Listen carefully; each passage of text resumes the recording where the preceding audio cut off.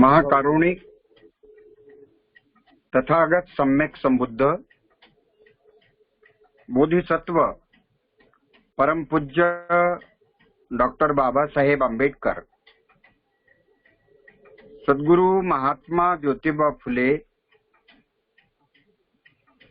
कबीर महाराज गाडगे बाबा यांच्या पावन स्मृतींना आपल्या सर्वांच्या वतीनं मी विनम्र अभिवादन करतो आणि पंचांग प्रणाम करतो. पृथ्वीच्या पाठीवर जे बुद्धाच्या उपदेशाचा प्रचार प्रसार करण्याकरिता सातत्यानं भ्रमण करतात आणि स्वतःला अरहंत पदापर्यंत पोहोचविण्याकरिता श्रम करतात, त्या सर्व श्रमणांना मी प्रथम क्षमा याचना करेल. म्हणते, आमचेकडून बुद्ध धम्म संघ या तीन रत्नांप्रती काही दोष घडला असेल तर आपण आम्हा सर्वांना क्षमा करावी. या क्षमा याचनेनंतर मी सर्व भिक्खू संघाला मी पंचांग प्रणाम करतो. आज सम्राट अशोकाच्या नंतरचा भारत या विषयावर आदरणीय प्राध्यापक डॉक्टर यशवंत तिरपुडे सर हे धारावाहिक त्यांचं तिसरं व्याख्यान आज आयोजित आहे. त्यांना मी मैत्रीपूर्ण जय भीम करतो, वंदन करतो. या व्याख्यानासाठी जमलेल्या ज्येष्ठ आणि श्रेष्ठ अशा श्रोत्यांना मी वंदन करतो. माझ्यापेक्षा जे लहान असतील किंवा माझ्या बरोबरीचे असतील त्यांना मी मैत्रीपूर्ण जय भीम करतो. या उपक्रमाचे मुख्य समन्वयक शील सदाचार संपन्न बंधुवत मित्र प्राध्यापक उमेश पाठारे सर यांचं आणि आज टेक्निकल बाजू सांभाळीत असलेले त्यांचे चिरंजीव हर्षवर्धन या दोघही बापलेकांचं आणि उपस्थित सर्वांचं मी मनापासून स्वागत करतो. परंपरेप्रमाणे व्याख्यानाच्या आधी आपण त्रिसरण पंचशील ग्रहण करूया. त्यासाठी जिथे असाल तिथे जसे असाल तसे आपण दोन्ही हात जोडावे आणि माझ्यासोबत आपण श्रद्धेनं म्हणावं. अरहं सम्मा संबुद्धो भगवा बुद्धं भगवन्तं अभिवादेमि. स्वाख्यातो भगवता धम्मो धम्मं नमस्सामि. सुपटिपन्नो भगवतो सावक संघो संघं नमामि. नमो तस्स भगवतो अरहतो सम्मा संबुद्धस्स. नमो तस्स भगवतो अरहतो सम्मा संबुद्धस्स. नमो तस्स भगवतो अरहतो सम्मा संबुद्धस्स. बुद्धं शरणं गच्छामि धम्मं शरणं गच्छामि संघं शरणं गच्छामि द्वितीयंपि बुद्धं शरणं गच्छामि द्वितीयंपि धम्मं शरणं गच्छामि द्वितीयंपि संघं शरणं गच्छामि तृतीयंपि बुद्धं शरणं गच्छामि तृतीयंपि धम्मं शरणं गच्छामि तृतीयंपि संघं शरणं गच्छामि पाणातिपाता वेरमणि शिक्षापदं समादियामि अदिन्नादाना वेरमणि शिक्षापदं समादियामि कामेषु मिच्छाचारा वेरमणि शिक्षापदं समादियामि मूसावादा वेरमणि शिक्षापदं समादियामि सूरामेरय मज्जपमादट्ठाना वेरमणि शिक्षापदं समादियामि साधु साधु साधु इमाय धम्मानुधम्म पटिपट्टिया बुद्धं पूजेमि इमाय धम्मानुधम्म पटिपट्टिया धम्मं पूजेमि इमाय धम्मानुधम्म पटिपट्टिया संघं पूजेमि।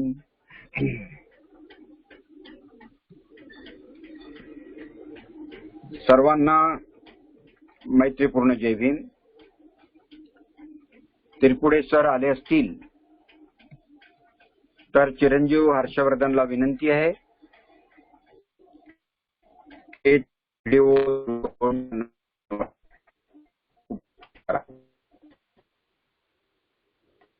हॅलो आहे सर। हा हर्षवर्धन कॅमेरा सुरू करा। हॅलो सर हॅलो सर, जय भीम सर। आदरणीय प्राध्यापक डॉक्टर यशवंतराव तिरपुडे एक अभ्यासक, सामाजिक कार्यकर्ते आणि एखाद्या विषयाच्या खोलात शिरून त्याचे बारकावे समाजापर्यंत पोहोचवण्याकरिता त्यांच्याजवळ जे कौशल्य आहे त्या कौशल्याचा आपण गेल्या अनेक दिवसापासून आपण त्यांचा लाभ घेतोय। त्यांना दीर्घायुष्य मिळावं, त्यांना चांगलं आरोग्य मिळावं, या समाजाच्या स्थिरतेसाठी, या समाजाच्या उन्नतीसाठी ते गरजेचं आहे। त्यांच्या प्रती मी मंगल कामना करतो आणि दोन्ही हात जोडून मी याचना करतो की सर आपण सम्राट अशोकानंतरचा भारत या विषयावर आपण व्याख्यानाला सुरुवात करावी ही नम्र। आदरणीय वंदनीय तिरपुडे सर. धन्यवाद सर. आवाज ऐकू येतोय ना? यस, आवाज येतो सर. सुरू करा. हा. जर आवाज नाही आला तर आम्ही सांगू. हा, ठीक आहे. तर बंधूंनो, यापूर्वीच्या 2 व्याख्यानामध्ये आपण सम्राट अशोकापूर्वीचा भारत आणि अशोककालीन भारत या 2 विषयावर शक्य तेवढा आणि जमेल तेवढा प्रकाश टाकण्याचा प्रयत्न केला. आज आपण पाहणार आहोत अशोकानंतरचा भारत हा विषय. विषय मोठा आहे. शक्य तितका जास्तीत जास्त कव्हर करण्याचा आणि मर्यादित वेळेत कव्हर करण्याचा मी प्रयत्न करेल.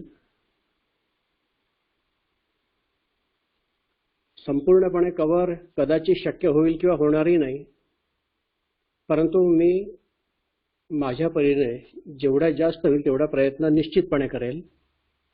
तर आता अधिक वेळ न घेता मी सरळ माझ्या विषयावर येतो आणि सर्व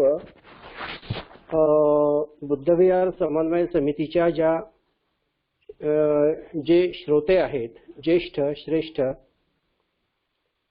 अभ्यासक, तसेच बुद्धविहार समन्वय समितीचे जे आयोजक आहेत त्या सर्वांना माझा सप्रेम जय भीम.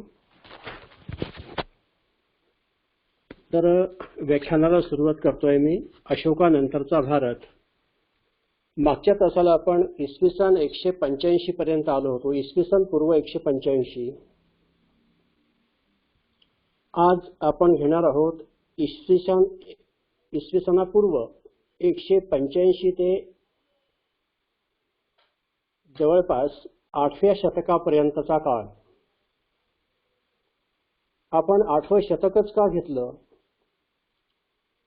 कारण 8व्या शतकापर्यंत संपूर्ण भारतभर हा बौद्ध धर्मच होता. यावर आता काही इतिहासकारांचं माझ्याशी दुमत होण्याची शक्यता आहे, कारण प्रत्येक जण इतिहास सांगताना तो आपापल्या दृष्टिकोनातून सांगत असतो,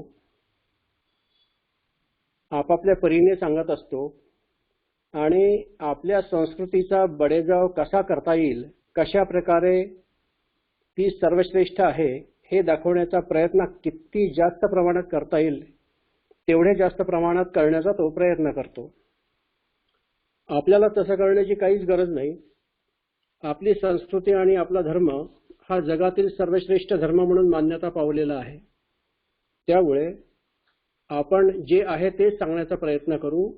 त्यामध्ये कुठलीही अतिशयोक्ती राहणार नाही. असो, आपण मागे पाहिलं की सम्राट अशोकांच्या कारकिर्दीनंतर त्यांचे जे जवळपास 9 वारस त्यांच्यानंतर गादीवर आलेत, ते कदाचित अशोका इतके सामर्थ्यवान नसतील, परंतु यथाशक्ती त्यांना ज्याप्रमाणे राज्य चालवता आलं तोपर्यंत त्यांनी राज्यकारभार चांगल्या प्रकारे केला. शेवटच्या राजाचा जर खून झाला नसता तर कदाचित आणखी मौर्यकालीन कारकीर्द ही वाढली असती.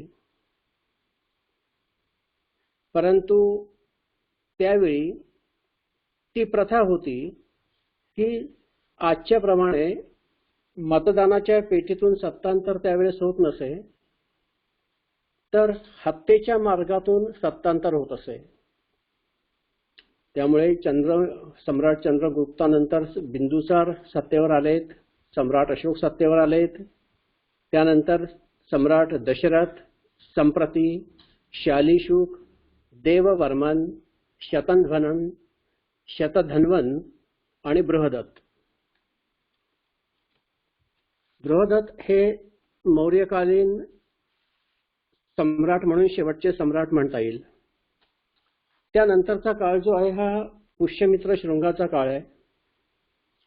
शृंग घराण्याचा जो काळ आहे तो इसवी सनापूर्वी 185 तो इसवी सनापूर्वीच्या 73, म्हणजे 185 ते 73 जवळपास 101 वर्षाचा तो काळ आहे. आणि या 101 वर्षाच्या काळामध्ये पुष्यमित्र शृंगाच्या जवळपास 10 वारसांनी मगधच्या गादीवर सत्ता राबवली. पुष्यमित्र शृंग हे इसवी सनापूर्वी 185 ते 149 या दरम्यान मगधच्या सत्तेवर होते. त्यांच्या अधिकारात ग्रीक सम्राट डेमेट्रियसने पाटलीपुत्रावर आक्रमण केलं. ते त्यांनी परतवून लावणं. डेमेट्रियस हा जरी ग्रीक होता तरी तो बुद्ध होता, बौद्ध धर्मीय होता. पुष्यमित्र शृंग याच्याविषयी फारशी माहिती उपलब्ध नाही, कारण काही वैदिक ग्रंथांनी त्याला शूद्र म्हणून संबोधिलं आहे, तर काही ग्रंथामध्ये तो ब्राह्मण म्हणूनही आपल्या समोर येतो. परंतु पुष्यमित्र शृंगाने स्वतःला ब्राह्मण कधीही म्हटलं नाही. त्यानंतर ग्रीक सरदार डेमेट्रियस नंतर त्याच्यावर मिनॅंडरने सुद्धा आक्रमण केलं, परंतु तोही पराभूत झाला. त्यानंतर कलिंगाचा राजा खारवेल यांनी त्यांच्यावर आक्रमण केलं, परंतु कलिंगाचा तो राजा जो आहे खारवेल तो देखील पराभूत झाला. अशा तऱ्हेने पुष्यमित्र शृंगाने 185 इसवी सन पूर्व ते 149 इसवी सन पूर्व या काळात राज्य केलं. त्यानंतर त्याचा जो पोरगा आहे अग्निमित्र हा सत्तेवर आला. साहजिकच बौद्ध धर्माला मगधची जनता प्राणापेक्षाही अधिक प्रेम करत होती. त्यामुळे अशा तऱ्हेने मौर्य घराण्याचा शेवट होणं हे त्यांना कदापि रुचलं नाही, पचलं नाही, मान्य झालं नाही. म्हणून त्यांनी पुष्यमित्र शृंगाला नाना तऱ्हेचा त्रास दिला, त्याचा छळ केला. शेवटी पुष्यमित्र शृंगाला आपली राजधानी मगधवरून अयोध्येत हलवावी लागली. तोपर्यंत अयोध्येचं नाव साकेत असं होतं. पुष्यमित्र शृंग ही व्यक्ती आहे की ज्याने साकेत हे नाव बदलून त्या शहराचं नाव अयोध्या ठेवलं. तर अग्निमित्राने देखील आपली राजधानी काही दिवसपर्यंत, हा अग्निमित्र जो आहे हा पुष्यमित्र शृंगाचा मुलगा आहे. याची कारकीर्द आहे इसवी सन पूर्व 149 ते इसवी सन पूर्व 141, म्हणजे जवळपास 7-8 वर्षाची याची कारकीर्द आहे. याला 3 राण्या होत्या. पैकी पहिली जी होती धारिणी, तिचं माहेर होतं विदिशा. त्यामुळे अग्निमित्राने अयोध्येवरून देखील आपली राजधानी हलवली आणि ती विदेशाला आणली. धारिणीनंतर त्याची दुसऱ्या राणीचं नाव इरावती होतं आणि तिसऱ्या राणीचं नाव मालविका होतं. मालविकाग्निमित्र हा जो एक चांगलं नाटक आहे कवी कालिदासाने लिहिलेलं, हे अग्निमित्रावरच आधारित असलेलं नाटक आहे. अग्निमित्र त्या नाटकाचा नायक आहे. मालविका ही माळवा राज्याची राजकन्या होती. त्यानंतर त्याचा तिसऱ्या क्रमांकाचा राजा आला सुज्येष्ठ. याची कारकीर्द 141 ते इसवी सन पूर्व 133 या दरम्यान होती. हा मात्र बौद्ध धर्माचा उपासक होता. त्याने अनेक स्तूपांची निर्मिती केली आणि अहिंसक मार्गाने आपली कारकीर्द चालवली. मुक्त हस्ताने त्याने भिक्खूंना दान धर्म केला. सुज्येष्ठाचा मुलगा त्यानंतर वसुमित्र गादीवर आला. त्याची कारकीर्द आहे इसवी सन पूर्व 133 ते इसवी सन पूर्व 123, म्हणजे जवळपास 10 वर्ष हा सत्तेवर होता. हा अतिशय पराक्रमी आणि सामर्थ्यवान राजा होता आणि पित्याप्रमाणेच बौद्ध धर्माचा कट्टर अनुयायी होता. साची व भरूत या स्तूपाची डागडुजी वसुमित्राने केलेली आहे. लेण्यांवर याचा उल्लेख आलेला आहे. म्हणजे जे रॉक इन्स्क्रिप्शन्स पाहतो ना आपण, तर त्या इन्स्क्रिप्शन्स मध्ये याचा उल्लेख आलेला आहे. बौद्ध धर्माचा प्रसार आणि प्रचार करणं हे महत्वाचं काम याने पुन्हा केलेलं आहे. याच्याच काळात ग्रीकांनी पुन्हा पाटलीपुत्रावर आक्रमण केलं, परंतु त्यामध्ये मात्र ग्रीक पराभूत झालेत. यानंतर वसुमित्राचा जो मुलगा आहे अंध्रक, हा इसवी सन पूर्व 123 ते इसवी सन पूर्व 121 या दरम्यान सत्तेवर आला. याविषयी फारशी माहिती उपलब्ध नाही. याची कारकीर्द केवळ 2 वर्षाची होती. काही ठिकाणी हा स्त्री लंपट आणि मदिराक्षीच्या अधीन गेलेल्याचंही म्हणजे अशा प्रकारे त्याची नोंद इतिहासात आढळते. अंध्रकचा मुलगा त्यानंतर येतोय सत्तेवर पुलिंदक. याची कारकीर्द आहे 121 ते 118. सामान्य राजवट आहे, विशेष घटना नाही. अगदी शांतीपूर्ण मार्गाने त्याने आपली राज्यसत्ता राबवली. त्यानंतर त्याचा मुलगा घोष इसवी सन पूर्व 118 ते इसवी सन पूर्व 116. याची कारकीर्द देखील 2च वर्षाची आहे. अगदी सामान्य प्रशासन आहे. अहिंसक मार्गाने त्याने आपली राजवट चालवली. ज्याप्रमाणे सम्राट अशोकाचं राज्य हे अहिंसक राज्य होतं, सिंधू संस्कृती ही अहिंसक संस्कृती होती, अगदी त्याचप्रमाणे घोषाने देखील आपल्या पणजोबाप्रमाणेच अगदी अहिंसक मार्गाने आपली राजवट चालवली. त्यानंतर घोषाचा मुलगा वज्रमित्र, याला मित्रदेव असंही म्हणतात, हा सत्तेवर आला. याच्या कारकिर्दीत विशेष उल्लेखनीय घटना अशा घडल्या नाहीत. आणि त्यानंतर त्याचा पुत्र काशीपुत्र भागभद्र, याला भागवत असंही नाव आहे, हा सुद्धा कट्टर बौद्ध होता आणि त्याने देखील धम्माच्या प्रचार आणि प्रसारासाठी बरंच कार्य केल्याची नोंद आढळते. विशेषतः बौद्ध साहित्यामध्ये त्याची नोंद आहे. आणि पुष्यमित्र शृंग घराण्याचा शेवटचा राजा जो आहे भवभूती, हा इसवी सन पूर्व 82 ते इसवी सन पूर्व 73 या काळामध्ये सत्तेवर होता. याचं वास्तविक नाव देवभूती होतं. काही ठिकाणी याचा उल्लेख देवभूमी म्हणूनही आलेला आहे. हा शृंग घराण्याचा अंतिम राजा होता. याची हत्या याचाच ब्राह्मण मंत्री कण्व याने केली. हा कण्ववंशीय ब्राह्मण होता आणि याचं नाव होतं वसुदेव. हा भवभूतीच्या पदरी मंत्री होता. तर या ब्राह्मण मंत्र्याने शृंगाचा शेवटचा जो वारस आहे भवभूती, याची हत्या केली आणि मगधची सत्ता बळकावली. त्यानंतर कण्वराजांचं जे शासन आलं हे इसवी सन पूर्व 75 ते इसवी सन पूर्व 30 या काळात होतं. कण्व घराण्याचे 4 राजे झाले. वासुदेव इसवी सन पूर्व 75 ते 66, भूमिपुत्र इसवी सन पूर्व 66 ते 52, नारायण इसवी सन पूर्व 52 ते 40 आणि सुशर्मा इसवी सन पूर्व 40 ते 30. सुशर्माने 10 वर्ष राज्य केले.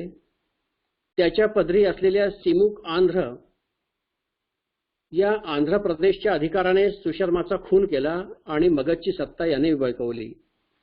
म्हणजे त्यावेळेसचा तो एक प्रघात होता की सत्तेवर यायचं असेल तर त्याचा एकमेव मार्ग म्हणजे हयात असलेल्या राजाची हत्या करायची आणि अशा रीतीने गादीवर यायचं. त्यानंतर अशा प्रकारे सिमुक सातवाहनाने देखील सुशर्माची हत्याच केली आणि इसवी सन पूर्व 30ला मगधची गादी आपल्या ताब्यात आणली. इसवी सन पूर्व 30 ते 13, इसवी सन पूर्व 13 या काळामध्ये सिमुक सातवाहनाने मगधवर राज्य केलं. या ठिकाणी एक विशेष उल्लेखनीय गोष्ट अशी आहे की संपूर्णपणे सातवाहन जे राजे आहेत हे सगळेच्या सगळे कट्टर बौद्ध धर्मीय राजे आहेत. इतिहासामध्ये विशेषतः भारताच्या इतिहासामध्ये अशा प्रकारे नोंद आढळत नाही ते बौद्ध धर्मीय असल्याचं. कारण त्यांचा धर्मच सांगत नाहीत, बाकी सगळं सांगतात परंतु त्यांचा धर्म सांगत नाहीत. परंतु ब्राह्मण इतिहासकारांच्या इतिहासावर फारसा भरोसा ठेवता येत नाही आपल्याला, आणि म्हणून इतर पुरावे आपल्याला तपासावे लागतात. त्यावरून हे सिद्ध झालेलं आहे की सातवाहन राजे हे कट्टर बौद्ध धर्मीय होते. मगधची सत्ता त्याने बळकावल्यानंतर एकूण 17 वर्ष सिमुक सातवाहनाने मगधवर राज्य केलं. याच काळात मगधवर परकीय आक्रमणे झालीत. त्यामुळे त्याने उत्तर भारत सोडून आपली राजधानी दक्षिण दिशेला आणली आणि आंध्र या ठिकाणी त्याने आपली राजधानी त्या ठिकाणी स्थापित केली. त्याच्यानंतर त्याचा लहान भाऊ ज्याचं नाव कृष्ण किंवा कान्हा असं आहे तो सत्तेवर येतो. त्याचं शासन इसवी सन पूर्व 13 ते इसवी सन पूर्व 9 या काळात तो त्या सिमुक सातवाहनाच्या ठिकाणी सत्तेवर आला. त्याने महाराष्ट्रावरही स्वारी केली आणि महाराष्ट्रावर स्वारी करून येथील राज्य जिंकले. त्यांचे राज्य पूर्व पश्चिम समुद्राच्या मधल्या भागावर होते. एकूण कृष्ण उर्फ कान्हा या सिमुक सातवाहनाच्या लहान भावाने 22 वर्ष राज्य केलं आणि त्यामध्ये अर्थातच हे राज्य त्याने धम्मशासनानुसार केलं, कारण हे सगळेच्या सगळे बौद्ध धर्मीय होते. कृष्णानंतर पहिला जो श्री सातकर्णी म्हणून राजा आला सातवाहन वंशातील, याने इसवी सन पूर्व 9 ते इसवी सन 40 पर्यंत म्हणजे एकूण 31 वर्ष राज्य केलं. हा अतिशय लोकप्रिय आणि पराक्रमी राजा होता. त्याने महाराष्ट्रातील ऋणकियर या राजाची कन्या नागनिका हिच्याशी विवाह केला. नागनिका ही नागवंशीय राजकन्या होती, अर्थातच ती बौद्ध राज्यकन्या होती आणि सातवाहन राजे हे देखील बौद्ध धर्माचे कट्टर उपासक होते आणि म्हणून अशा प्रकारे त्याने महाराष्ट्राशी आपला वैवाहिक संबंध जोडला. त्यानंतर त्याने कलिंगवर आक्रमण केल्याची नोंद आहे आणि कलिंगच्या युद्धामध्ये श्री सातकर्णी कदाचित मृत पावला असेल, कारण त्या युद्धामध्ये त्याचं काय झालं याचा उल्लेख कुठेच आढळत नाही. कारण तो युद्ध संपल्यानंतर घरी गेलेला नाही, त्याचा मृतदेह सापडलेला नाही किंवा तो कुठेतरी निघून गेला असावा. म्हणजे अशा प्रकारे अनेक शक्यता इतिहासकार दर्शवितात, परंतु ते काही खरं नाही. त्यानंतर त्याचा मुलगा दुसरा श्री सातकर्णी हा गादीवर आला. याची कारकीर्द दीर्घकालीन असली तरी याच्याविषयी फारशी माहिती उपलब्ध नाहीये इतिहासामध्ये. याच्याच कारकिर्दीमध्ये याच्यानंतर आलेला 17वा जो राजा आहे हालचं नाव आपल्याला सर्वश्रुत आहे, कारण हा जो राजा आहे सातवाहन घराण्यातील, हा पहिल्या शतकाच्या अखेरीस गादीवर आला. तो स्वतःही उत्तम साहित्यिक होता आणि कलेचा आणि कलावंतांचा तो चाहता होता. गाथा सप्तशती हा जो ग्रंथ आहे, हा ग्रंथ राजा हाल यानेच रचला.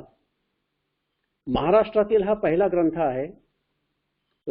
त्याच्या काळामध्ये त्याने रोमन साम्राज्याशी मोठ्या प्रमाणावर व्यापार केला. त्याच्याच काळामध्ये अतिशय श्रीमंत धनी वर्ग पुन्हा एक मोठ्या प्रमाणामध्ये निर्माण झाला. बौद्ध धर्मास मोठ्या प्रमाणात दानधर्म या धनी लोकांनी केला. भाजे कारले, बेडसा, जुन्नर येथील लेणी व शिलालेख त्याच्याच दानातून निर्माण झाले आणि याचा अंतिम काळ हा शकांशी लढण्यात गेला.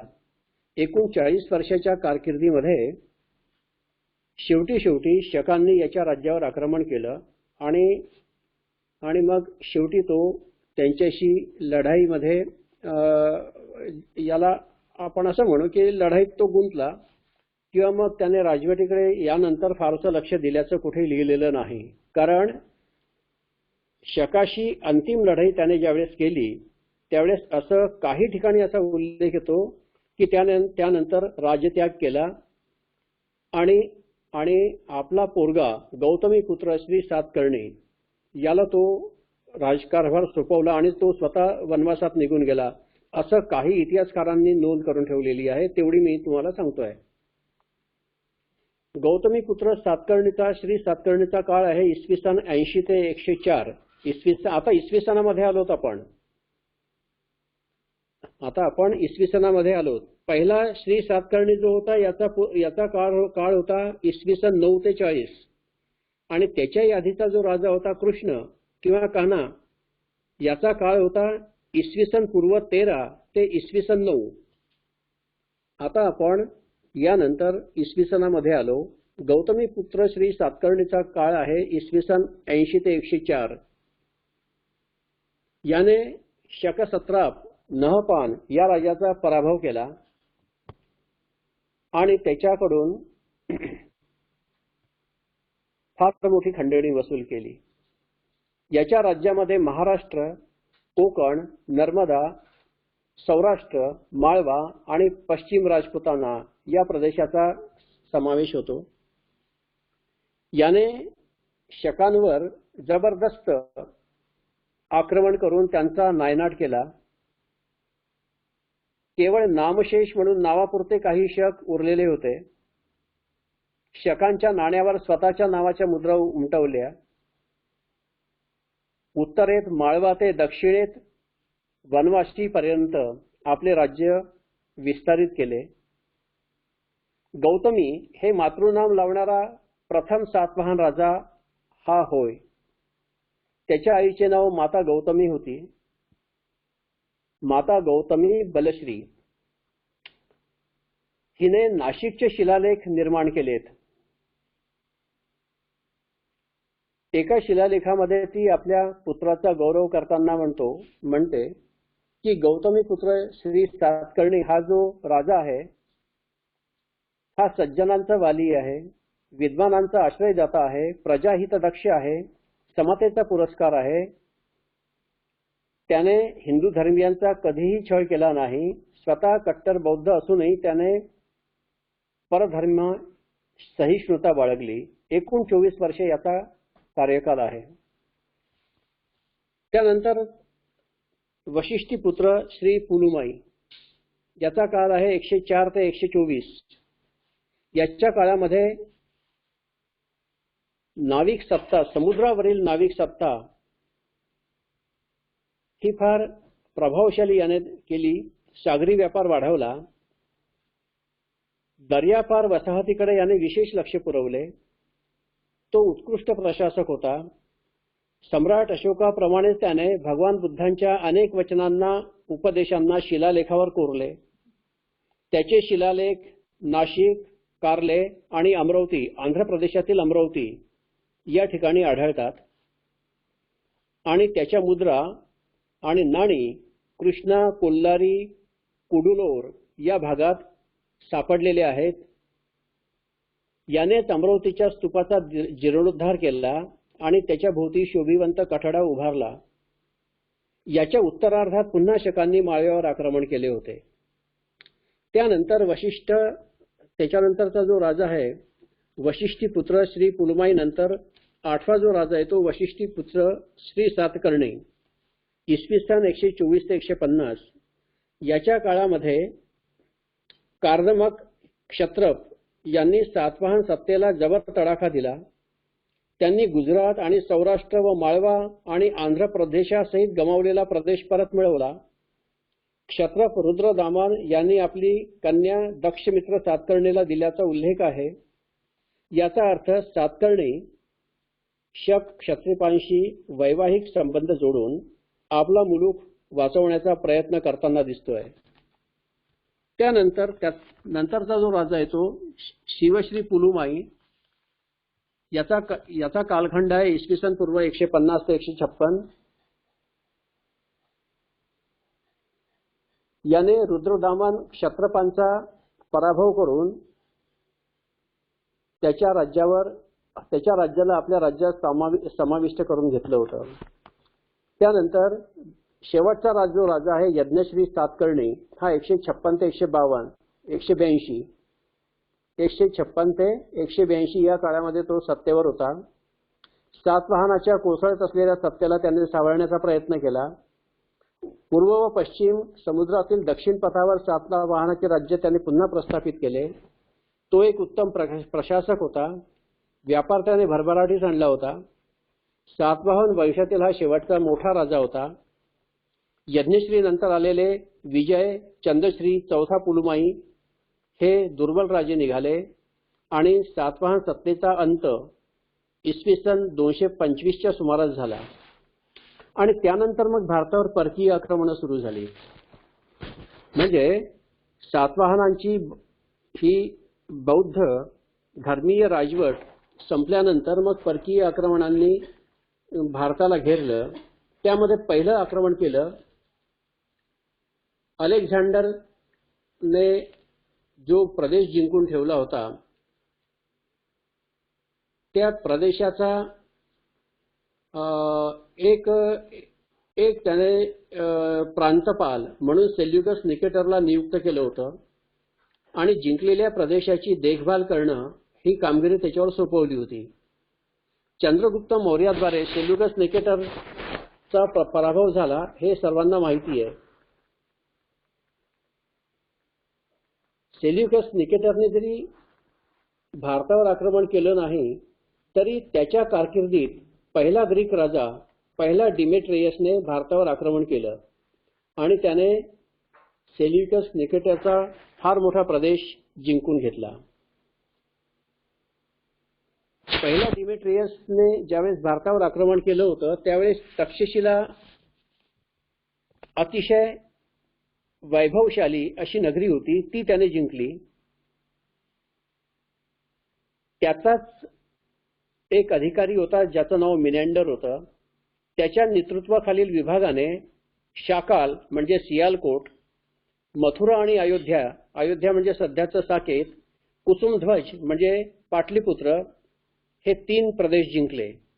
म्हणजे पहिल्या डिमेट्रियसचा मिनॅंडर हा सेनापती होता, तर त्याने सियालकोट, मथुरा, अयोध्या आणि पाटलीपुत्र हे भाग त्याने जिंकून घेतले. अपोलोडोटसच्या नेतृत्वाखाली हा एक दुसरा सेनापती होता. याच्या नेतृत्वाखाली असलेल्या सैन्याने अवंती, माध्यमिका म्हणजे चितोड आणि विदिशा हा भाग जिंकला. पुढे सेल्युकसच्या वंशातील युकेड्रायटिस याने बॅक्ट्रिया व भारतातील सेल्युकसची राज्ये जिंकली आणि त्यामुळे इंडो ग्रीक सत्तेचं विभाजन झालं. त्यापैकी एकाची राजधानी शाकाल म्हणजे सियालकोट आणि दुसऱ्या विभागाची राजधानी तक्षशिला. अशा प्रकारे 2 भागांमध्ये ही राज्यसत्ता विभागली गेली. ग्रीकांनी एकूण 40 वर्ष भारतावर राज्य केलं आणि त्यानंतर मग मिनॅंडर, ज्याला मिलिंद म्हणतो आपण, युथिडिमसच्या वंशजापैकी मिनॅंडर हा इंडो ग्रीक राजा होता. याची कारकीर्द अनेक दृष्टीने महत्वाची आहे. तो एक उत्तम प्रशासक होता आणि चांगला साहित्यिक होता. त्याने भारतात आल्याच बौद्ध धर्माचा स्वीकार केला.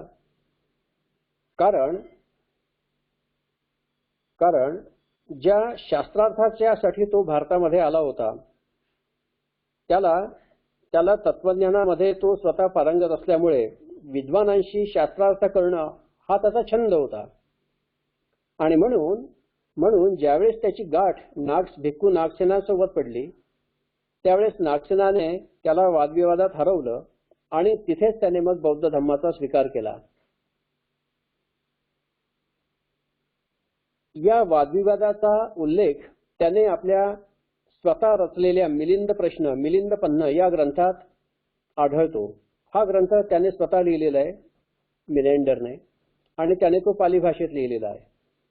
त्यानंतर हेलिओक्लिज, ॲटिओलकिडॉस आणि हेलोडोरस या तिन्ही राजांनी बौद्ध धर्म स्वीकारला.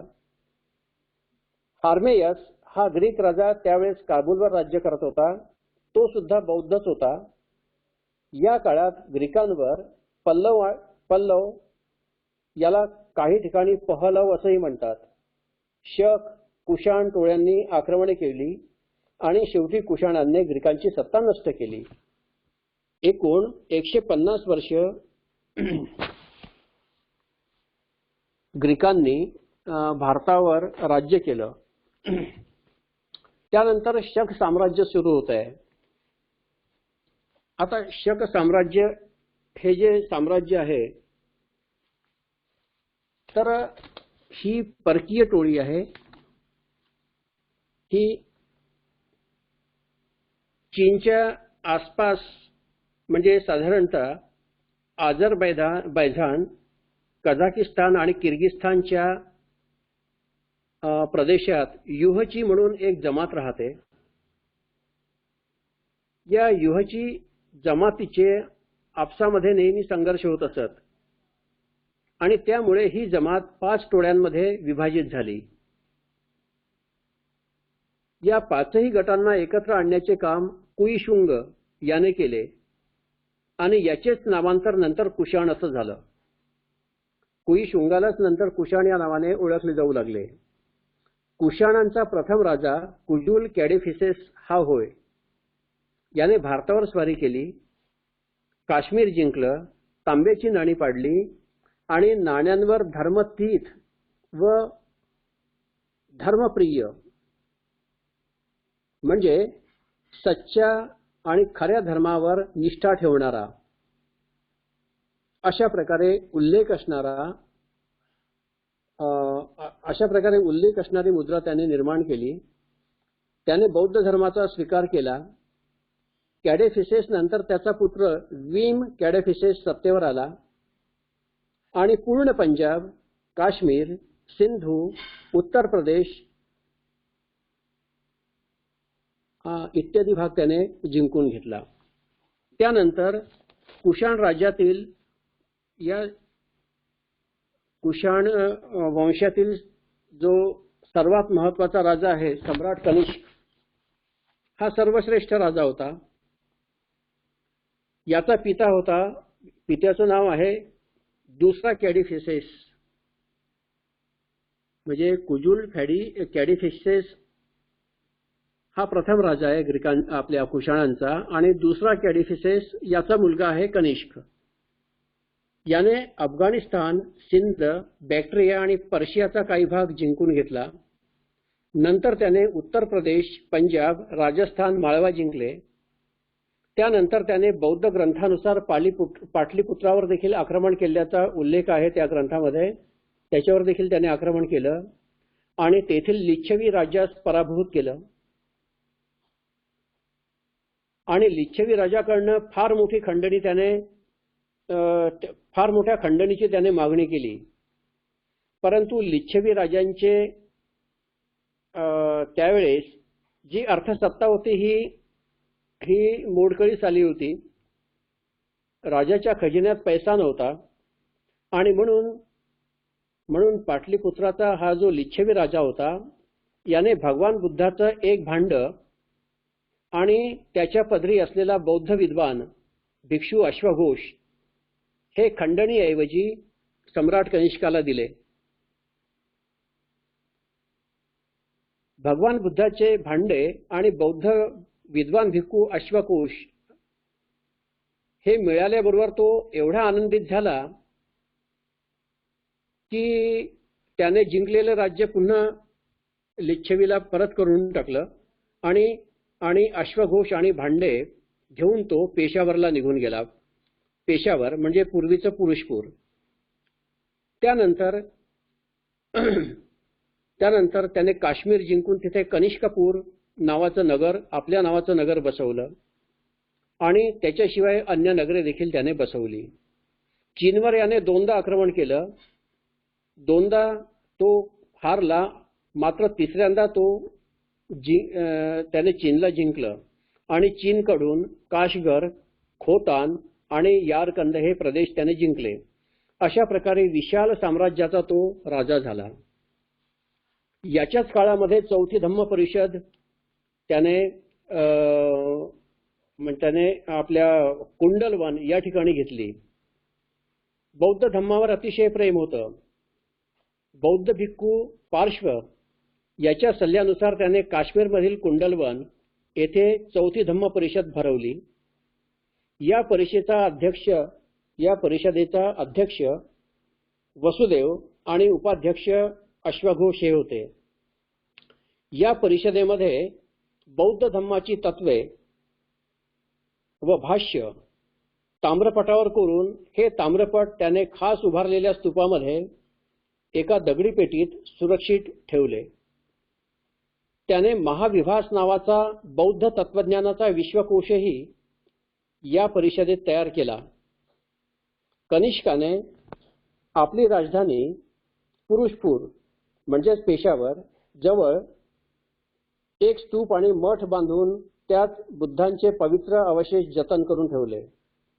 हा स्तूप ग्रीक अभियंता म्हणजे हा स्तूप ज्याने बांधला तो ग्रीक इंजिनियर होता आणि त्याचं नाव ॲजिसिलोस असं होतं. हा स्तूप ग्रीक अभियंता ॲजिसिलोस याच्या आराखड्यानुसार बांधण्यात आला होता. कनिष्क सर्व धर्मियांना समानतेची वागणूक देणारा राजा होता. तो परधर्म सहिष्णू होता. कनिष्काच्या दरबारात अनेक विद्वान आणि साधू पुरुषांना आश्रय होता. प्रसिद्ध बौद्ध विद्वान भिक्खू पार्श्व, वसुमित्र, अश्वघोष, नागार्जुन, चरक व माथर अशा प्रकारे एकापेक्षा एक विद्वान भिक्खू त्याच्या पदरी होते.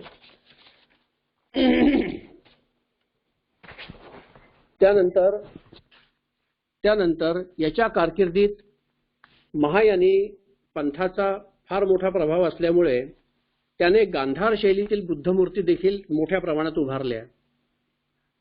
कनिष्काने ग्रीक व इराणी पद्धतीची नाणे पाडली. त्याने एकूण 23 वर्ष राज्य केलं.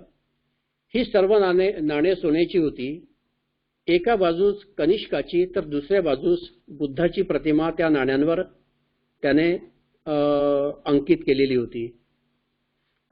कनिष्काला वासिष्क आणि हुविष्क अशी 2 मुले होती. पैकी वासिष्क हा मोठा मुलगा इसवी सन पूर्व 101 ते इसवी सन पूर्व 106 पर्यंत सत्तेवर होता. त्यानंतर त्याचा भाऊ हुविष्क सत्तेवर आला. हा प्रचंड सामर्थ्यवान राजा होता. अफाट साम्राज्याचा तो धनी होता. परंतु एवढं मोठं साम्राज्य असून देखील त्याने त्या साम्राज्याचं प्रशासन अगदी कुशलपणे सांभाळलं. हा सुद्धा बौद्ध धर्मीय होता आणि विद्या व कला यांचा आश्रय देता होता. याने इसवी सन 106 ते 138 पर्यंत राज्य केलं. हुविष्कानंतर त्याचा पुतण्या म्हणजे मोठा भाऊ वासिष्काचा दुसरा कनिष्क म्हणून सत्तेवर आला. त्याने स्वतःला कैसर हुविष्क ही पदवी धारण केली. म्हणजे हुविष्कानंतर त्याचा पुतण्या म्हणजे हुविष्काचा जो मोठा भाऊ होता वासिष्क त्याचा दुसरा मुलगा हा सत्तेवर आला आणि त्याने कनिष्क दुसरा म्हणून आणि स्वतःला कैसर म्हणून ही पदवी त्याने धारण केली आणि अशा रीतीने तो सत्तेवर आला. याचा उल्लेख या ठिकाणी तुटक असा करण्यात येतो की याच्याविषयी इतिहासात देखील अशाच प्रकारे तुटक माहिती आहे. असो, आणि त्यानंतर शेवटचा जो राजा होता वासुदेव हा कुशाण घराण्यातील हा शेवटचा राजा होता.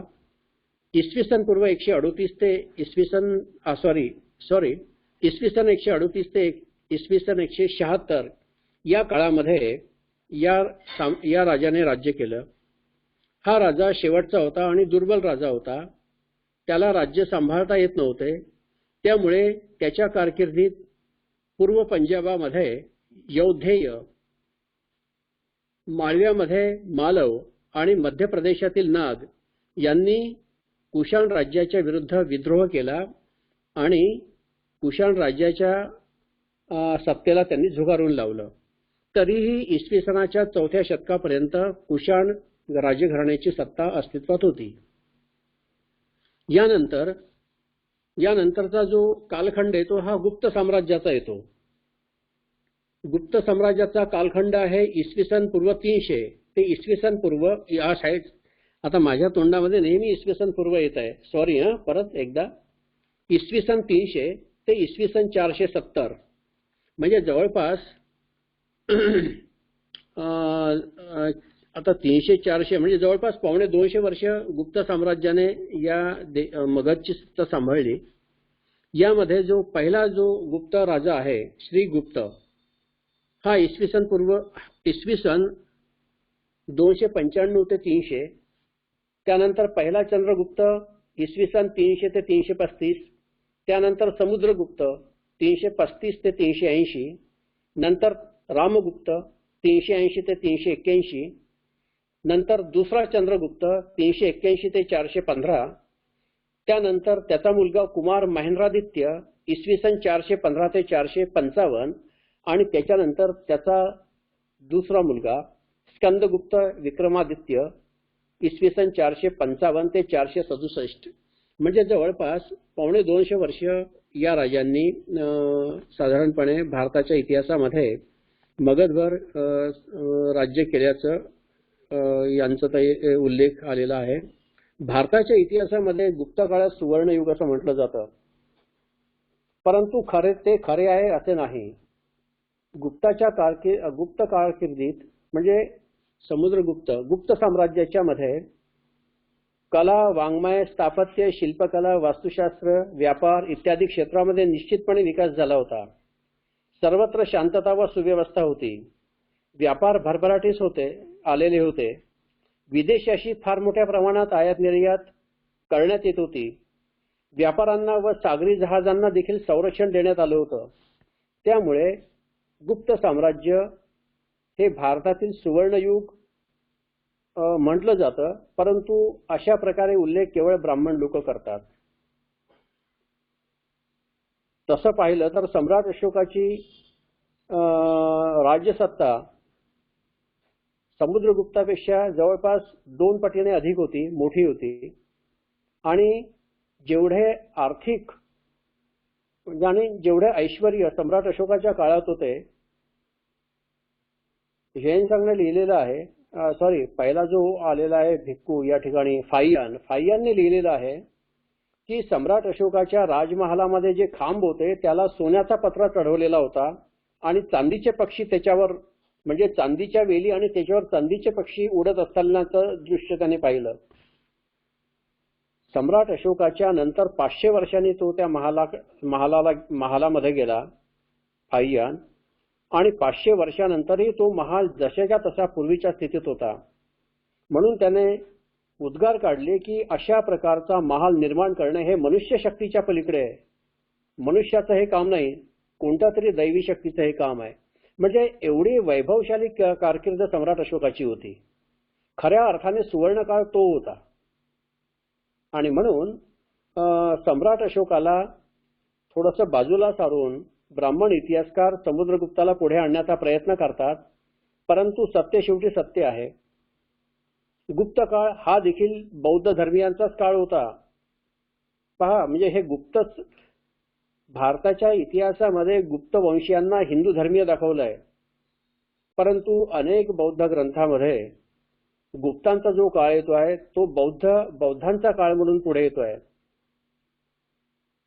त्याच्या राज्यामध्ये सर्वत्र शांतता आणि सुव्यवस्था होती.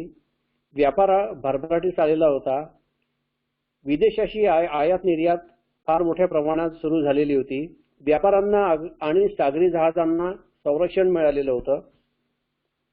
आर्थिक विकास अगदी उत्तम होता. समता, स्वातंत्र्य आणि बंधुता या तत्वामुळे समाजामध्ये देशात एकत्व निर्माण झालं होतं. धम्माचरणामुळे लोक उच्च पातळीचे नैतिक जीवन जगत होते. त्यांची राहणी अगदी साधी होती, परंतु नीतिमत्तेवर त्यांचा अधिक भर होता. प्रजा देखील आतिथ्यशील, सदाचारी, उदार आणि अतिशय उदार अंतःकरण आणि स्वच्छ अंतःकरण असलेली होती. अर्थार्जन सुद्धा म्हणजे पोट भरण्याचे व्यवसाय देखील ते धम्माच्या नीतिनियमाप्रमाणेच करीत असत. सम्राट अशोकाप्रमाणे हा देखील लोककल्याणकारी राजा होता. गुप्त राजांनी सम्राट अशोकाचेच अनुकरण केलेले आहे. त्यांची नंतरची कारकीर्द ही पूर्णपणे अहिंसक कारकीर्द होती. सम्राट अशोकाप्रमाणे त्यांनी अनेक सराय बांधले, धर्मशाळा बांधल्या, विश्रामगृहे उभारली, मोठ्या शहरात दवाखाने निर्माण केले, शैक्षणिक संस्था मोठ्या प्रमाणात सुरू केल्या, रस्त्याच्या दुतर्फा झाडे लावली. गुन्हेगाराचे प्रमाण अत्यल्प असल्यामुळे, कारण ज्या ठिकाणी धम्म असतो त्या ठिकाणी गुन्हे सहसा घडत नाही आणि म्हणून याच्याही राज्यामध्ये गुन्ह्याचे प्रमाण अतिशय कमी होते. त्यामुळे अगदी सौम्य स्वरूपाच्या शिक्षा याच्या राज्यामध्ये होत्या. अवयव विच्छेदनासारख्या म्हणजे हातपाय तोडण्यासारख्या शिक्षा याच्या राज्यात दिसत नाही. न्यायदानाची प्रक्रिया अतिशय सुयोग्य आणि तात्काळ न्याय देणारी होती. धार्मिक सहिष्णुता असल्यामुळे बौद्ध धर्मास उत्तेजन जरी देत असले तरी हिंदू व जैन धर्मीयास त्याने कोणताही त्रास दिलेला नाही. हा त्याच्या सहिष्णुतेचा व आदराचा, त्यांच्या प्रती असलेल्या आदराचा एक उत्तम नमुना होय. बौद्धांच्या विहाराप्रमाणे हिंदूंच्या मठांना पण त्याने दान दिले. सर्वात उल्लेखनीय प्रगती याच्याच काळामध्ये झाली आणि ती प्रगती झाली वाङ्मयीन क्षेत्रामध्ये.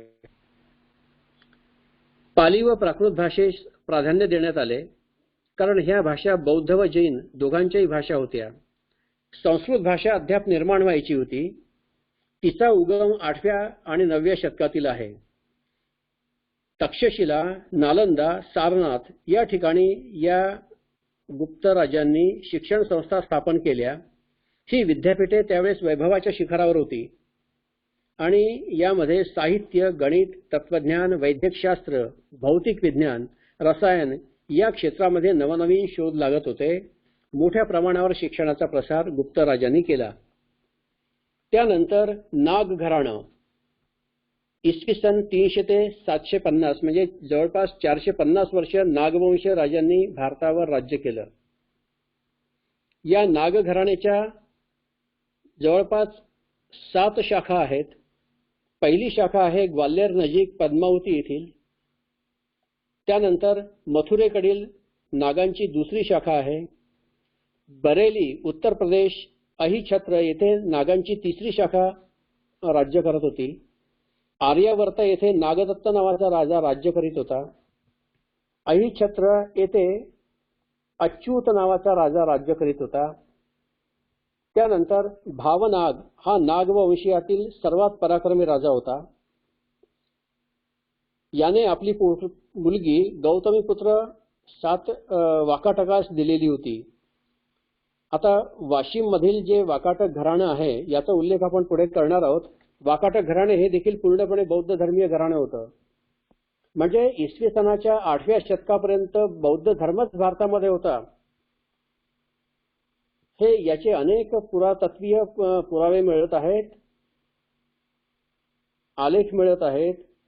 तशा प्रकारे अनेक भुर्जपत्रावर, ताम्रपत्रांवर त्यांचा पुरावा मिळत आहे. आणि म्हणून हमखासपणे असं म्हणता येईल की साधारणपणे 1200 ते 1250 वर्ष बौद्ध धर्म हा भारतातील एकमेव धर्म होता आणि जगातील पहिला धर्म होता. जगामध्ये त्यावेळेस अनेक संस्कृती अस्तित्वात होत्या, परंतु अनेक संस्कृतीमध्ये प्राकृतिक प्रतीकांना पूजण्यात येत होतं, त्यांची पूजा होत होती. म्हणजे जशी नद्यांची पूजा, सूर्याची पूजा, पर्वत शिखरांची पूजा, वृक्षांची पूजा इत्यादींच्या अशा पूजा होता. म्हणजे परंतु अतिशय उत्तम आणि सुसंघटित असा जगातील पहिला धर्म जो निर्माण झाला तो बौद्ध धर्मच आहे. आणि म्हणून बौद्ध धर्मास जगातील पहिला सुसंघटित धर्म असं म्हणतात. तर हे जे नागघराणे होते हे सगळेच्या सगळे नागवंशी असल्यामुळे ते बौद्धाचे कट्टर उपासक होते. आणि याच घराण्यातील शेवटचा जो राजा आहे गणपती नाग हा शेवटचा राजा होता. त्यानंतर नागसेन नाग नावाच्या आणखी एका नागराजाचा उल्लेख होतो. या नागराजांची सत्ता मध्य भारतातील ग्वाल्हेर, त्यानंतर कानपूर, त्यानंतर बांदा, त्यानंतर झाशी, त्यानंतर मध्य उत्तर प्रदेश या ठिकाणी त्यांचं राज्य पसरलेलं होतं. पद्मावती हे त्यांच्या राजधानीचं शहर होतं आणि हे अतिशय महत्त्वपूर्ण शहर होतं. नागलोक अगदी पूर्वीपासून बौद्ध धर्माचे उपासक असल्यामुळे ते शांतिप्रिय होते. शूर पराक्रमी तसेच कुशल राजनीतिज्ञ असूनही त्यांनी कधीही युद्धाला स्वतःहून आमंत्रित केलं नाही. आपल्या सत्ता धम्माच्या प्रचार आणि प्रसारासाठी विशेष प्रकारे त्यांनी राबवल्या. युद्धास ते टाळण्याचा प्रयत्न करीत असत. शांततामय सहअस्तित्व या तत्वाचा पुरस्कार प्रथम त्यांनी केला. एकूण भारतावर 450 वर्ष नागराजांचं नागवंशांचं राज्य होतं. परंतु ब्राह्मण इतिहासकारांनी मुद्दाम त्याचा उल्लेख टाळलेला आहे हे लक्षात घ्या, कारण त्यांना कुठल्याही प्रकारे बौद्धांचा खरा इतिहास आपल्यासमोर आणायचा नाही. आणि त्यानंतर मग वाकाटक घराणे सत्तेवर येतं. या वाकाटक घराण्यामध्ये पहिला विंध्य शक्ती इसवी सन 250 ते 270 म्हणजे या घराण्याचा कालखंड एकूण कालखंड आहे इसवी सन 250 ते इसवी सन 550 म्हणजे जवळपास 300 वर्षे याने राज्य केलं. आणि या 300 वर्षाच्या कारकिर्दीमध्ये या घराण्यातील जे प्रमुख राजे आहेत त्यांची नावे अशी आहेत: पहिला विंध्य शक्ती, पहिला प्रवरसेन, पहिला रुद्रसेन, पहिला पृथ्वीसेन, दुसरा रुद्रसेन, दिवाकर सेन, दामोदर सेन, नरेंद्र सेन आणि दुसरा पृथ्वीसेन. हा वाकाटक घराण्याची जी पहिली शाखा आहे. वाकाटक घराण्याच्या 2 शाखा आहेत. तर पहिल्या शाखेतील हे 9 राजे आहेत आणि वाकाटकांची जी दुसरी शाखा वत्सगुल्म म्हणजे आजच्या वाशिम मध्ये सत्तेवर आली. वाशिम ही त्यांची राजधानी होती. तर या वाशिमच्या राजधानी असलेल्या शहरामध्ये वाकाटकांची दुसरी शाखा अस्तित्वात होती आणि त्यांच्यामध्ये जवळपास 6 प्रमुख राजे झाले. त्यामध्ये सर्वात पहिला राजा आहे राजा सर्वसेन इसवी सन 330 ते 355.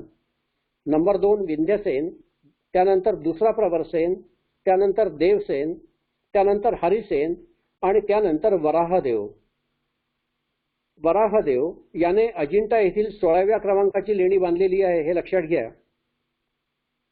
अजिंठा येथील 16व्या क्रमांकाची लेणी वराहदेव या वाकाटक राजांनी बांधलेली आहे. आणि आभीर घराण्यातील जो शेवटचा राजा आहे त्याने अजिंठातील 17वी लेणी बांधलेली आहे. असो, त्यानंतर आपण येऊ पुष्यभूती वर्धन म्हणजे हर्षवर्धन घराणे. याची कारकीर्द आहे इसवी सन 606 ते 647. अतिशय आपण मागच्यासारख्याच टिपण वजा नोट्सच घेतो. आपण त्याचं वर्णन करत नाही कारण विषय विस्तार फार मोठा आहे. त्यामुळे 8व्या शतकापर्यंत आपल्याला पोहोचायचं आहे. आपण सध्या आहोत 7व्या शतकात. पुष्यभूतीचे वर्धन म्हणजे हर्षवर्धन वगैरे वगैरे ज्यामध्ये येतात ते. या वर्धन घराण्यामध्ये नरवर्धन, राजवर्धन, आदित्यवर्धन, प्रभाकर वर्धन आणि सम्राट हर्षवर्धन हे महत्त्वाचे राजे होऊन गेले. तर या सर्व राजांमध्ये सम्राट हर्षवर्धनाचा उल्लेख इतिहासकाराने केलेला आहे. बाकी राजांचा उल्लेख इतिहासात मिळत नाही. तर हर्षवर्धनाचं जे साम्राज्य होतं हे ठाणेश्वर, कनौज, अहिछत्र, श्रावस्ती, प्रयाग, मगध, ओरिसा, कजंगल ज्याला आज राजमहाल असं म्हणतात, काश्मीर, पंजाब, दिल्ली, उत्तर प्रदेश, बिहार आणि ईशान्य बिहार, त्याचप्रमाणे बंगाल, आसाम आणि उत्कल बिहारचे टोक, दक्षिण टोक आणि ओरिसा एवढ्या मोठ्या साम्राज्यावर सम्राट हर्षवर्धन राज्य करीत होते. हर्षवर्धनाच्या काळात नालंदा विद्यापीठ हे अतिशय भरभराटीस आले होते, उत्कर्षावर होते. हर्षवर्धन स्वतः एक चांगला नाटककार होता, कवी होता. त्याने स्वतः बोधिसत्व जिमूतवाहन व नागानंद अशी काव्ये लिहिलेली आहेत आणि रत्नावली व प्रियदर्शिका हे 2 नाटक सुद्धा त्याने लिहिलेले आहे. याच्याच काळामध्ये ह्युएन हा प्रवासी धम्माच्या अभ्यासासाठी भारतामध्ये आलेला होता.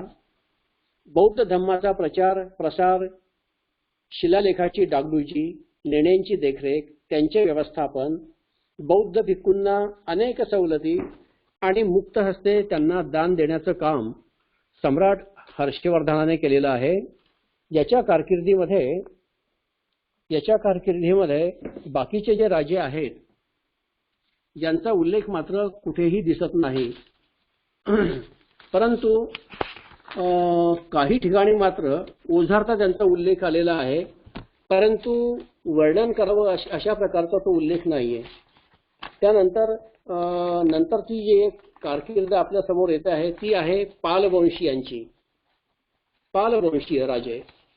आता पालवंशी हे जे राजे होते हे साधारणपणे बंगालमध्ये या राजघराण्यांनी राज्य केलेलं आहे. तर साधारणतः ललितादित्य हा हिंदू राजा होता. या हिंदू राजाने प्रथम बंगालवर आक्रमण केलं. बंगालच्या आक्रमणामध्ये हा जो हिंदू राजा आहे हा दुर्बल असल्यामुळे पळून गेला होता आणि त्याच्या पत्री गोपाल नावाचा एक सरदार होता. तर या गोपाल नावाच्या सरदाराने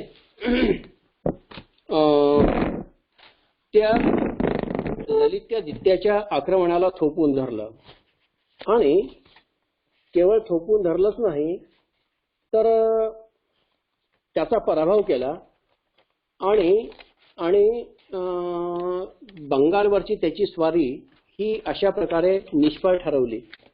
त्यानंतर त्याने ललितादित्याचा पराभव तर केलाच, परंतु त्याचे साम्राज्य देखील त्याने आपल्या साम्राज्यावर जोडले आणि अशा प्रकारे बंगालमध्ये वंग, ज्याला पूर्वी आज आपण बंगाल म्हणतो, तर तो वंग देश, त्यामध्ये पाल घराण्यांचं राज्य प्रस्थापित झालं आणि त्याचा जो स्थापनकर्ता होता, ज्याने ते स्थापित केलं, त्याचं नाव होतं गोपाल. हे संपूर्णपणे पाल घराणं हे बौद्ध वंशीय घराणं होतं. तर यामध्ये इसवी सन 765 ते 1175 पर्यंत पाल घराणं हे सत्तेवर होतं. परंतु काही पाल राजांचा उल्लेख हा इसवी सन 912 पर्यंतच मिळतो आहे, 1175 पर्यंत मिळत नाही.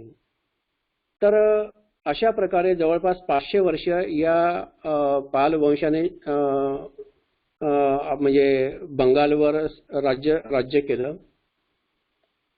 जवळपास संपूर्ण मगध हे त्याच्या राज्यात होतं. मगधचा हिंदू राजा हा त्याचा मांडलिक म्हणून त्याच्या पदरी होता.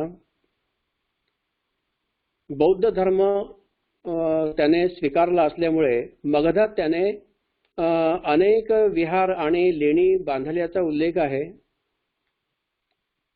त्यानंतर दुसरा जो राजा येतोय धर्मपाल, याची कारकीर्द इसवी सन पूर्व 770 ते 815 एवढी आहे. 45 वर्ष तो सत्तेवर राहिलेला आहे. एक यशस्वी राजा म्हणून तो नावारूपाला आलेला आहे. त्यानंतर त्याचा मुलगा देवपाल हा 815 ते 855 म्हणजे 9व्या शतकातील हा राजा आहे. हा देखील अत्यंत पराक्रमी आहे. हिमालयापासून विंध्य पर्वतापर्यंत याने आपली सत्ता म्हणजे वाढवली होती, विस्तारित केली होती. सुवर्णद्वीप म्हणजे सुमात्रा आणि यवभूमी म्हणजे जावा येथील राजा जो होता बलदेव पुत्र आणि नालंदा या विहारास मोठी मदत या पालवंशीय राजांनी केलेली आहे. बलदेव पुत्रांना त्यांनी आर्थिक सहाय्य केलेले आहे. त्याचप्रमाणे नालंदा विहाराला देखील मोठमोठ्या देणग्या पालवंशीयांनी दिलेल्या आहेत. तर अशा प्रकारे बलदेवांचं जे राज्य होतं हा अतिशय सामर्थ्यवान राजा होता आणि बौद्ध धर्माचा तो कट्टर उपासक होता. त्यानंतर नारायणपाल हा जो राजा येतो आहे, तर मौर्य सम्राटांनी बृहद्रथाच्या हत्येनंतर जो प्रदेश गमावला होता हा नारायणपाल या राजाने परत मिळवला आणि त्याची कारकीर्द आहे साधारणपणे 858 ते 912. तर अशा प्रकारे पालवंशीयाच्या या घराण्यामध्ये पहिला रामपाल, त्यानंतर राज्यपाल, नंतर न्यायपाल, त्यानंतर विग्रहपाल, त्यानंतर रामपाल दुसरा हे पराक्रमी आणि शूरवीर राजे निर्माण झाले. धम्मप्रचारासोबत त्यांनी राज्याची सीमा देखील वाढवली. या राज्यघराण्याचा शेवटचा जो राजा होता इंद्रद्युम्नपाल हा शेवटचा महाप्रतापी राजा होता. याच्या राजवटीसोबतच भारतामधील बौद्ध धर्म देखील जवळपास नष्टप्राय झालेला होता. तर साधारणतः एक धावता आढावा घेतला आपण सम्राट अशोकाच्या नंतरचा भारत या विषयावर. अतिशय तोटक शब्दामध्ये आणि थोडासा कव्हर करण्याचा तरी बराचसा भाग सुटलाय माझा. यामध्ये अनेक राजांची मी म्हणजे त्यांचा नामोल्लेख केलेला नाही. ते उल्लेखनीय असले तरी विस्तार भयामुळे मी त्यांचा उल्लेख केलेला नाहीये. पुढे मागे कधीतरी आपल्याला संधी मिळाली तर आपण त्याचा उल्लेख नक्की करू. तर या ठिकाणी मी थांबतो. हे भाषण देखील मागच्या भाषणाप्रमाणेच टिपणवजा भाषण होतं. हे काही व्याख्यान नव्हतं. आपण नोट्सच सांगितले याही व्याख्यानामध्ये. कारण ज्यावेळेस विषयाचा विस्तार अधिक असतो त्या ठिकाणी वर्णन करायचं नसतं, त्या ठिकाणी धावता आढावा घ्यायचा असतो, नोट्स द्यायचे असतात. म्हणून हे व्याख्यान देखील नोट्स या स्वरूपाचंच होतं. या ठिकाणी मी थांबतो. धन्यवाद. सर्वांना सप्रेम जय भीम.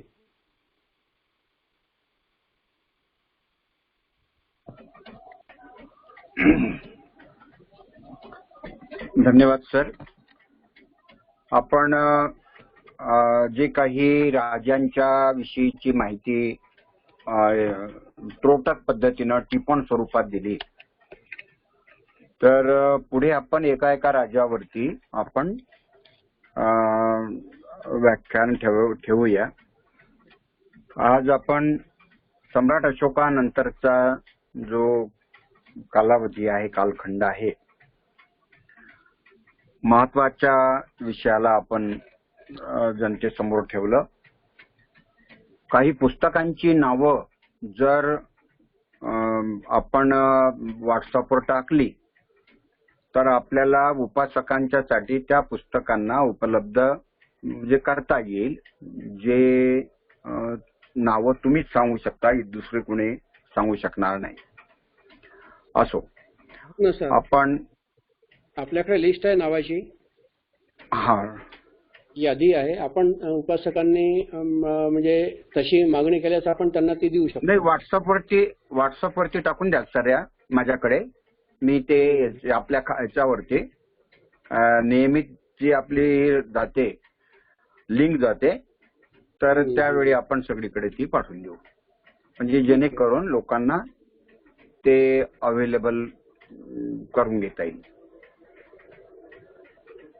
तर मंगल मैत्री हा बुद्ध धम्मातला एक महत्वाचा संस्कार आहे आणि या संस्कारामध्ये ज्यांच्याकडे मृत्यू झाला त्या मृत व्यक्तींच्या प्रति आदरांजली, त्यांच्या परिवाराला दुःखातून मुक्ती मिळावी म्हणून आदरांजली, त्यांची मंगल कामना, जेवढे आजारी असतील ते आजारातून बरे होत म्हणून त्यांची मंगल कामना, अर्थात पृथ्वी आणि ब्रह्मांड याला मर्यादा नाहीये. पृथ्वीच्या पाठीवरील आणि ब्रह्मांडातील जे सजीव आहे त्यांच्या प्रति ही मंगल कामना आहे. सारे प्राणी मात्रांच्या सुखाची कामना, स्वतःच्याही सुखाची कामना, मित्रांच्या सुखाची कामना आणि शत्रूंच्याही सुखाची कामना करण्यासाठी आपण हात जोडावे. सबका मंगल हो, सबका मंगल हो.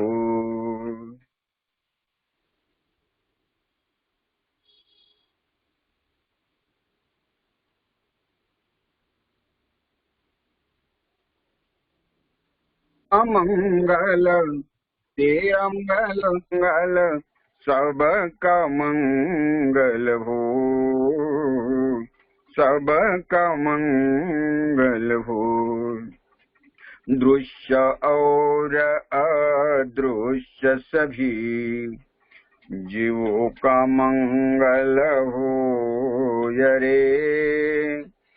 जल के थल के और गगन के प्राणी सुखिया हो, सबका मंगल हो. 10 दिशाओं के सब प्राणी मंगल लाभी हो रे.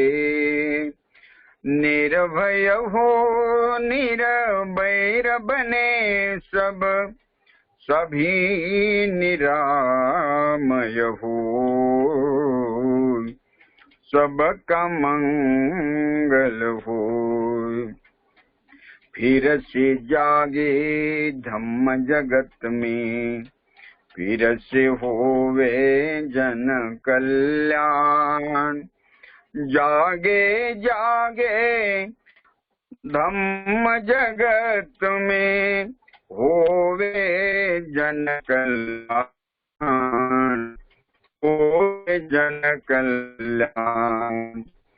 राग द्वेष मोह दूर हुआवे, जाग जागे समाधि ज्ञान. जन जन के दुख मिट जावे, फिर से जाग उठे मुस्कान, जाग उठे मुस्कान.